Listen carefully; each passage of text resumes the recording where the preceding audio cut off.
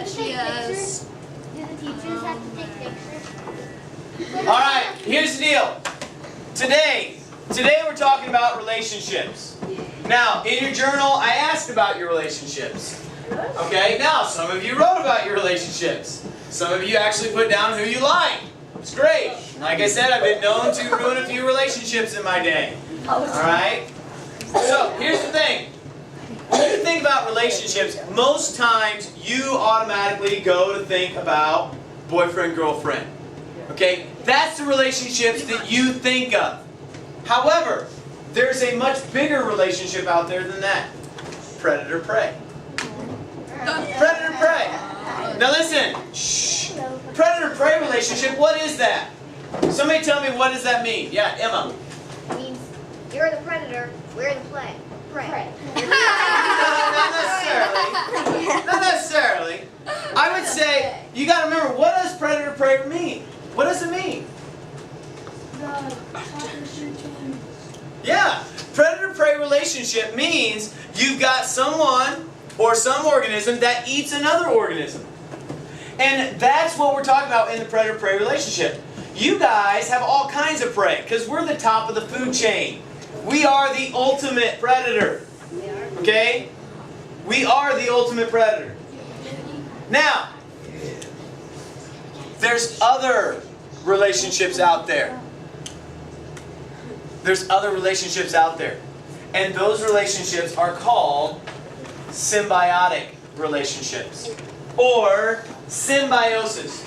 Sym, meaning together. Bio, what does bio mean? Life. Life. Very good. Together life. Now, we take that definition, we put it all together. Two different organisms living together. Now notice I said two different organisms living together. I didn't say two organisms of the same kind.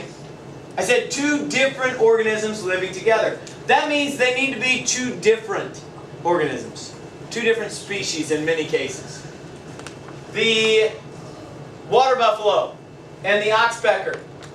You have the manta ray and the remoras. You have the ant and the acacia tree. You have the crocodile and the plover. These are all relationships. Now, these are not predator-prey relationships. Even though the crocodile looks like he's going to eat the bird, it's really not. Let's talk about the three types of symbiosis. The first type is mutualism. This is where two different organisms living together both benefit. It has a positive experience. That means both animals benefit from this. The moray eel and the cleaner shrimp, the crocodile and the plover. The moray eel, it has parasites growing on it. It has bacteria growing on it. How does it get rid of that? Kylan? The cleaner shrimp. Cleaner shrimp cleans it. What does the cleaner shrimp get in this relationship? What does it get? Well, it doesn't get eaten, but it also gets food. It wants the parasites. It wants the bacteria. That's its food. What does the moray eel get? It gets cleaned. Both animals benefit from this. Crocodile and plover. Crocodile eats a big meal. Do crocodiles have opposable thumbs where they can floss? No. Do they brush their teeth? No. So, theoretically speaking, if the crocodile never cleaned its teeth, those teeth would rot and decay. A toothless crocodile would not be a very healthy crocodile, would it? It would die. If it did not have any teeth, it would die. The plover bird, what it does is it'll fly in after a meal. The crocodile opens his mouth nice and big. The plover bird will plop in and clean the teeth. And in doing so, it becomes the dentist. It cleans out all the stuff. It gives itself a meal. And then what does a crocodile get? Crocodile gets clean teeth. That's mutualism. Two things both benefiting. Hang on. Parasites. An organism which feeds on but usually does not kill another organism. It's very similar to a tick. Our symbols, again, our symbols are a positive and a negative. That means one is really happy about this relationship and the other is not very happy about this relationship. No, you and your brother or your sister are not a parasitic relationship. Okay, they're not. Okay, it's mutualism. It really is, even though it doesn't feel like it. Even though your brother may do something like stick a T underneath a box when you jump into it and crack your head wide open. Even though that may happen, okay, actually did happen. Even though that may happen, it's still mutualistic, okay? You have to have two different organisms. The tick on the host. What is the tick getting? The host is like a person, a deer, an animal. What is the tick getting, Ellie? I have two things. Well, hang on. Just what is the tick getting? Blood. It's getting blood. What is the host getting? A big bump. Nothing. Ah, the host is getting something. Yes. A big blood sucked out of it. Diseases. Diseases. Blood sucked out of it. It's not very happy. The host doesn't want the tick. Okay, the host does not want that tick on it. That's harming them. If an organism is harming another organism in a relationship, it's parasitic. The leech, same way. The mosquito, same way. Okay, it's harming you. Even though you don't think it is harming you. Commensalism. The last symbiotic relationship is called commensalism. It's where two different organisms living together, one benefits and the other one, I like to say, does not care. Because it really doesn't care. For instance, the Spanish moss on a tree. Do the trees really care if the Spanish moss is growing on the tree? No. The tree does not care. Now, would the tree care if the Spanish moss is killing the tree? Yes. Yes, then it would be parasitic.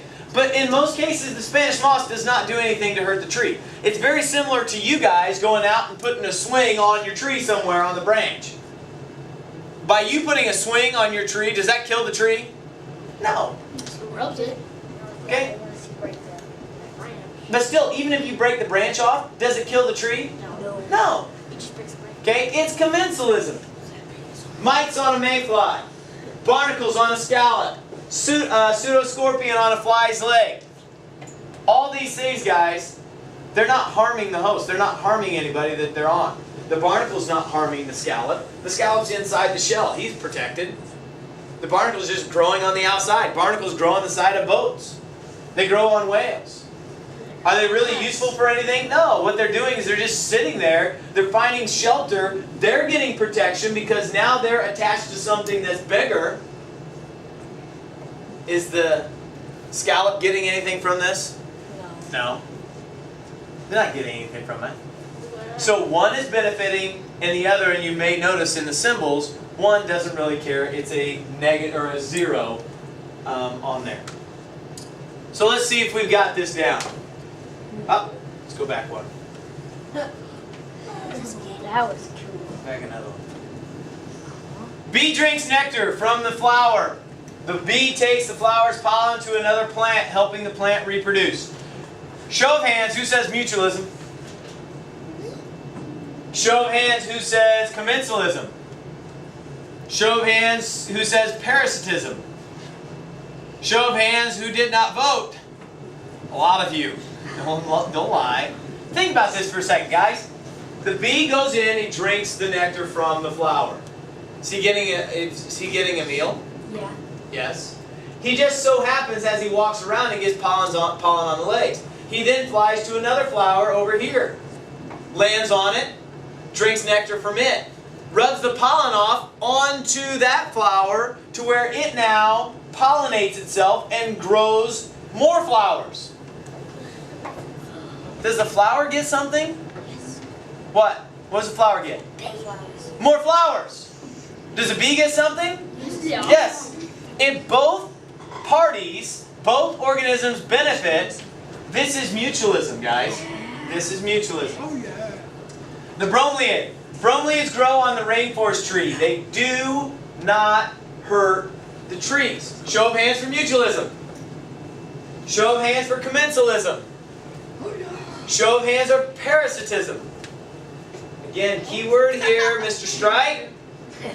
do not hurt the trees. Now if I said they do hurt the trees and they choke them off and they kill them, that would be parasitic.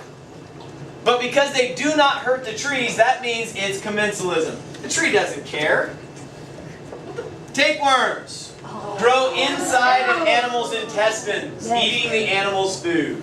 The animal can get very sick. Who says mutualism? Yes, because this looks so like mutualism. Who says commensalism? Who says parasitism? Whoa. There we go. Now we're getting everybody voting. Parasitism is correct. And yes, people, you do not have to worry. In America, we have what's called the Food and Drug Administration that monitors all the food that comes into the country, goes out of the country, and the food that is served on a regular basis. It must meet a certain standard. And one of those standards, tapeworms. That's why you see a very low instance of tapeworms in America. Now, if you go outside of our country, where they do not have the laws and regulations on their food, there's a possibility, uncooked meat, stuff like that, you can develop this, okay? But if you've never been out of the country, you probably don't even have to worry about it.